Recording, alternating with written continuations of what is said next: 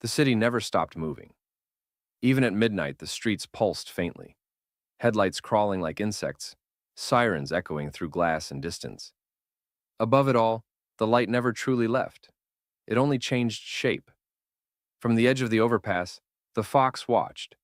His fur caught the sodium glow of the streetlights, turning copper into gold.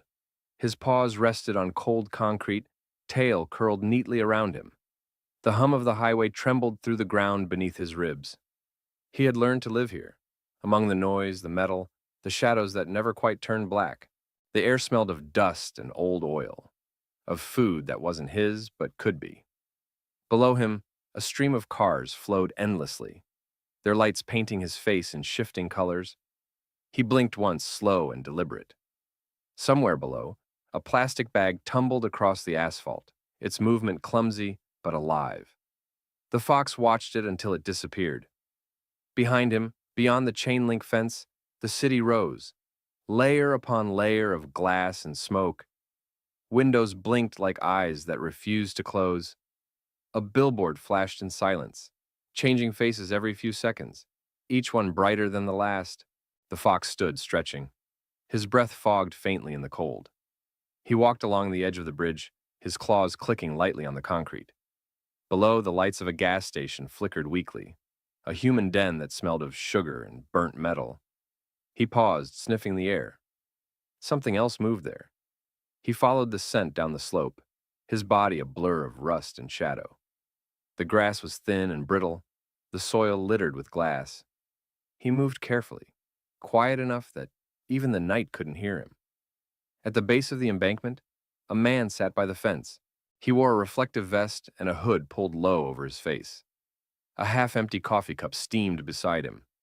His hands rested on his knees, still and open, as if waiting for something. The fox stopped a few meters away, tail low but eyes bright. The man turned slightly, his face lit by the orange glow of a street lamp. "You again," he said softly. The fox tilted his head. The man smiled faintly. "You've been following me for weeks, haven't you? Every night I take this route, and every night you show up somewhere along it." He reached into his pocket and pulled out a sandwich wrapped in wax paper. "Guess it's only fair," he said.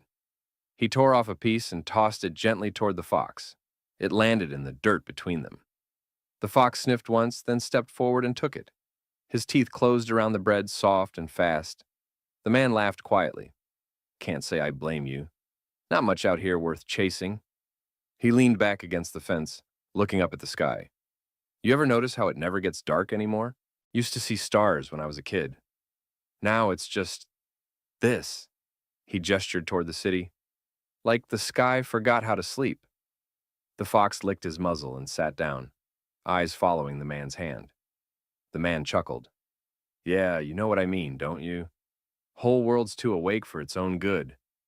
He took a sip of coffee, winced, and set it down beside him. "I used to work nights at the factory, out by the river. Couldn't see my own reflection half the time. You'd think I'd be used to it."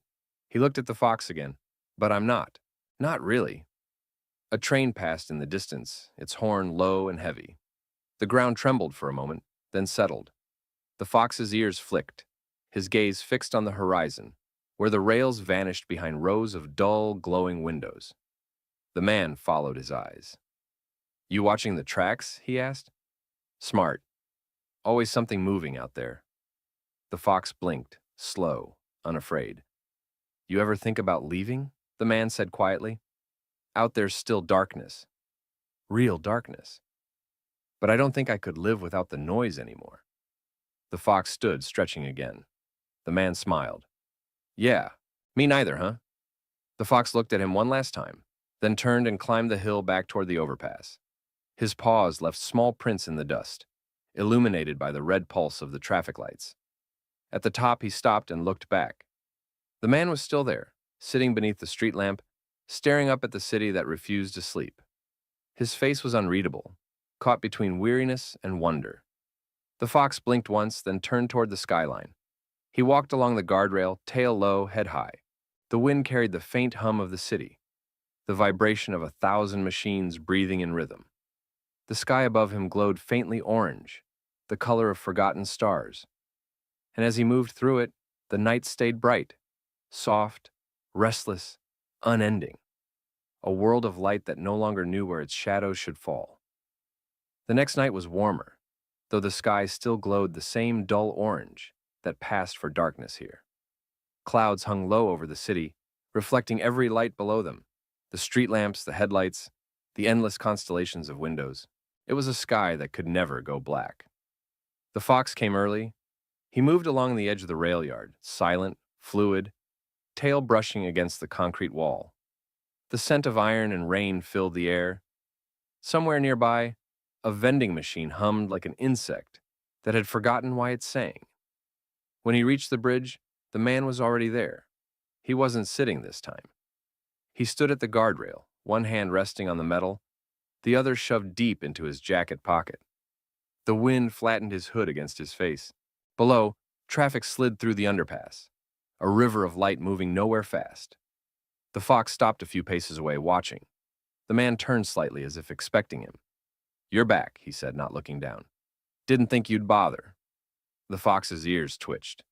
The air smelled of wet asphalt and gasoline. The man exhaled. "Can't blame you. The city feeds everyone eventually. You just have to learn where to stand." He leaned farther over the railing, eyes fixed on the endless line of taillights. The red glow washed over his face, turning his skin into the same hue as the brake lights, the same as the fox's fur. "You ever notice," he said quietly, "how people drive like they're running from something? But they're not going anywhere. They just circle back around, same streets, same lights." He laughed under his breath. "It's a big cage, that's all. A bright one." The fox stepped closer. The man glanced sideways and smiled faintly. "You get it, though. You don't build things to keep yourself busy. You just exist. That's probably the trick, huh?" He reached into his pocket and pulled out another sandwich, wrapped this time in newspaper instead of wax. He tore a piece off and dropped it beside him. "Go on. I don't eat much at night anyway." The fox hesitated, then padded forward, his paws silent on the concrete. He sniffed the food once before taking it. The man watched him, then turned back to the road. "You know," he said, "I used to think the city was alive. Not like us, not breathing or thinking, but something close. All those lights, all that motion, like nerves. You shut one down, another flares up. Maybe it doesn't sleep because it doesn't know how." The fox finished eating, then sat beside him, tail wrapping around his legs. The man smiled, looking down. "Guess you like the view too, huh?" Below them a siren wailed, brief, lonely, swallowed almost instantly by distance. The man's gaze followed it until the sound vanished. "Used to live out there," he said, nodding toward the sprawl of lights beyond the highway. "Tiny apartment, 15th floor. You could see everything, trains, towers, the river. It looked peaceful from up high, like noise pretending to be order." He took a breath. "One night I realized I couldn't hear anything anymore. The walls, the windows, they all buzzed. Constant, low. I thought it was tinnitus, but it wasn't. It was the city itself. It just never shut up." He turned toward the fox. "That's when I started walking. I thought if I went far enough, I'd find somewhere dark again." The fox blinked, slow, unhurried. The man smiled sadly. "Turns out, darkness left before we did." The wind shifted. The hum of the overpass deepened as a truck passed below, shaking the bridge slightly. The fox stood, tail flicking, and looked toward the city skyline, towers of light rising like slow-burning fires. The man followed his gaze. "Beautiful, isn't it? Almost makes you forget what it cost." For a long moment, neither moved. The city breathed beneath them, endless, mechanical, alive. Then, the man said softly, "Maybe that's why you come here. You remember what quiet sounds like." He reached down, palm open, fingers brushing the concrete. The fox hesitated, then stepped closer until his muzzle hovered just above the man's hand. They stayed like that, a single breath apart, while the red light of the highway washed over both of them. The man whispered, "Maybe that's enough." A horn blared below. The fox flinched, stepped back, tail flicking. The man chuckled quietly. "Go on," he said. "Night's not over yet." The fox turned and slipped into the tall grass along the embankment. The man watched until he disappeared into the moving dark. That not quite dark, that never stopped glowing. He stayed on the bridge long after, leaning on the rail, watching the flow of headlights and the faint reflection of himself in the metal. And when he finally looked up, the clouds above had thinned, just enough to reveal one faint star, small and trembling through the haze. He smiled. Guess you found your way through. Below, the lights never stopped. Above, the night refused to fade, and somewhere between them, a fox ran silent through the half-light, a flicker of life in a city that could no longer sleep. By dawn, the city was still awake. It always was. The horizon didn't brighten so much as thin, the night turning pale, the sky blurring into steel. The lights below didn't fade. They only shifted, trading neon for glass, headlights for the slow glare of morning windows. The man walked down the bridge with his hands deep in his pockets. His jacket collar was turned up against the wind. The street below was slick from a light rain that hadn't made a sound while falling. Behind him, unseen, the fox followed. He kept to the edges, between parked cars, along the narrow strips of grass that bordered the road. His paws made no sound. He moved the way he always did, like a shadow that remembered having a body. The man crossed the empty intersection, passing under a flickering streetlight. The yellow glow trembled on his face, softening the lines that sleeplessness had carved there. He didn't seem to be going anywhere in particular. His steps were too even, too slow.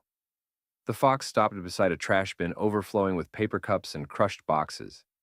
He sniffed once, then lifted his head, eyes fixed on the man. The man turned down a side street where buildings crowded closer, their walls streaked with water and soot. A billboard above hummed faintly, its electric hum louder than the birds that hadn't returned to the city for years. The fox slipped after him. The city at this hour belonged to no one. Offices still dark, shops still closed. Only the vending machines and traffic lights blinked awake, keeping time no one asked for. The man stopped in front of a small park, wedged between two concrete towers. A square of neglected grass, a few benches, and a dead fountain filled with rainwater and cigarette butts. He sat. The fox stayed in the doorway of an alley, half hidden behind a dumpster, his body still, his eyes never leaving the man. The man rubbed his hands together for warmth. His breath came out in short clouds. Didn't think I'd make it this far, he said quietly, though there was no one around to hear. He leaned forward, elbows on his knees, staring at the ground. Used to come here with her, he said. Years ago. She liked the mornings. Said they were the only time the city remembered how to be soft. His voice caught a little. Guess she was right. The fox stepped closer, careful, silent. The man didn't look up. He ran a hand over his face, the stubble scratching his palm. She used to feed the strays. You'd have liked her. She didn't talk much either. The wind passed between the buildings with a low whistle. The city sighed. The man tilted his head back, eyes following the thin line of sky between the rooftops.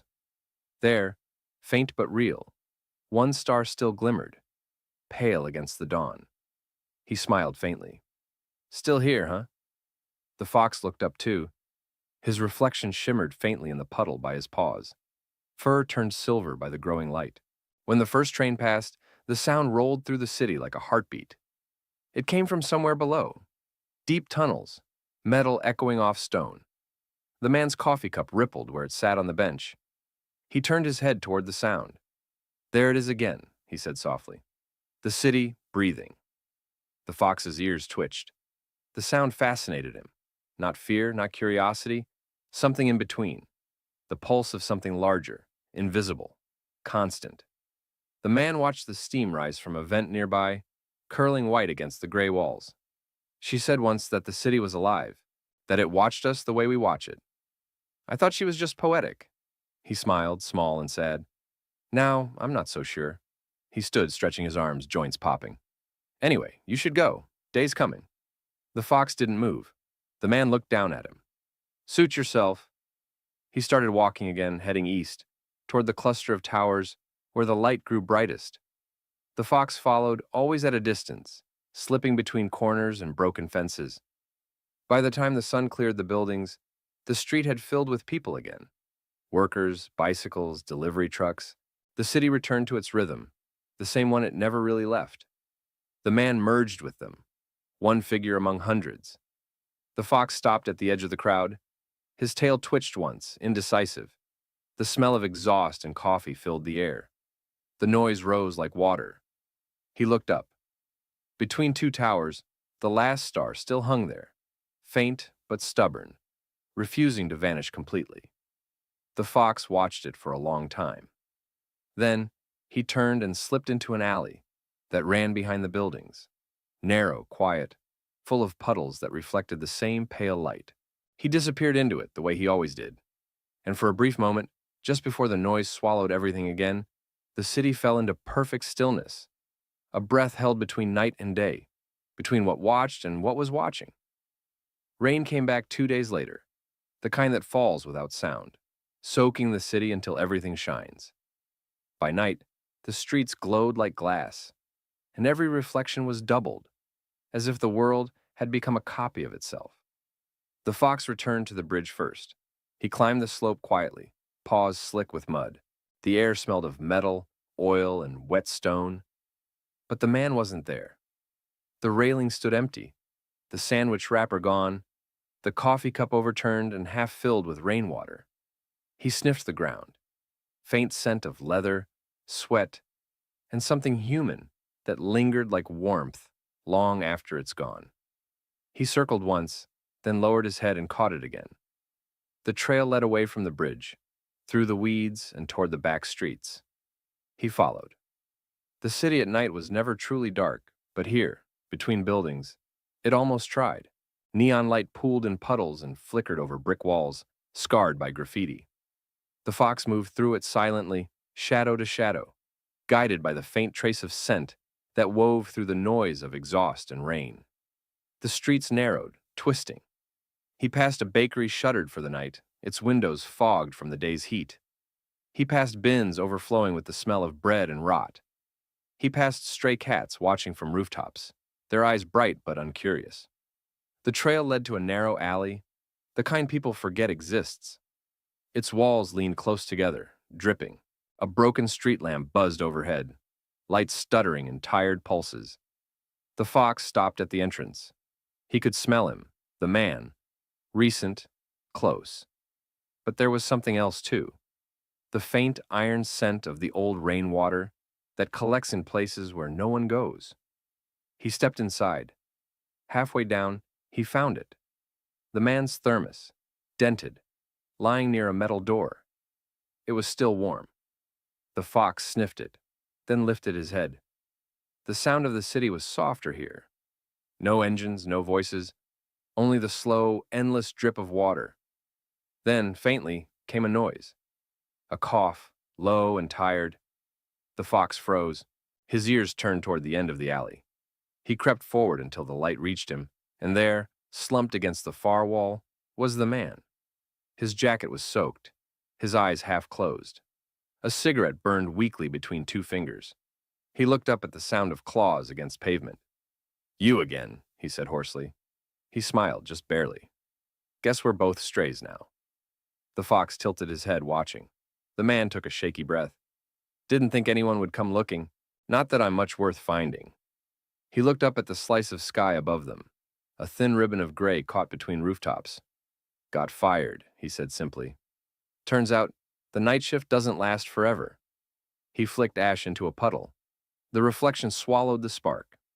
The fox took a few steps closer, eyes steady. The man sighed. "You're smarter than I am, you know that? You find a place to hide when it rains. I just keep walking until I can't." He leaned his head back against the wall, eyes closing. "I used to hate silence. Thought it meant I was alone. But now I think silence is the only thing that ever listens." The fox sat down across from him. Water dripped from a pipe overhead, landing between them in slow rhythm. For a long time, neither moved. The city's hum became a distant memory. Only the rain, the breath, the faint sound of heartbeats remained. Then, the man spoke again, softer. "You ever wonder what it'd be like if the lights went out? Just once. Whole city asleep." The fox blinked. "I think I'd like that," the man said. "Just one night of real dark, of real quiet."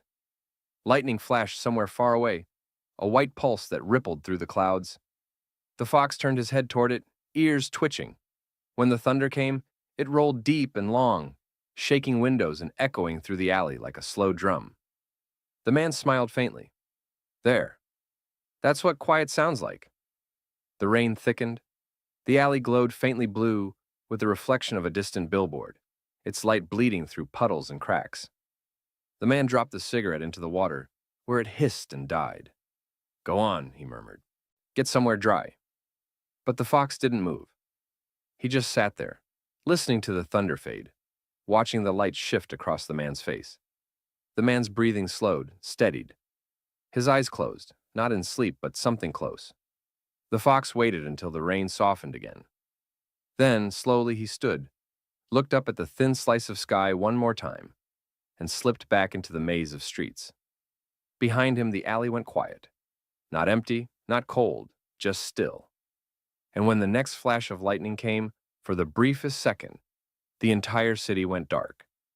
No signs, no windows, no hum, just rain and silence, and the faint memory of a fox waiting beneath a street lamp.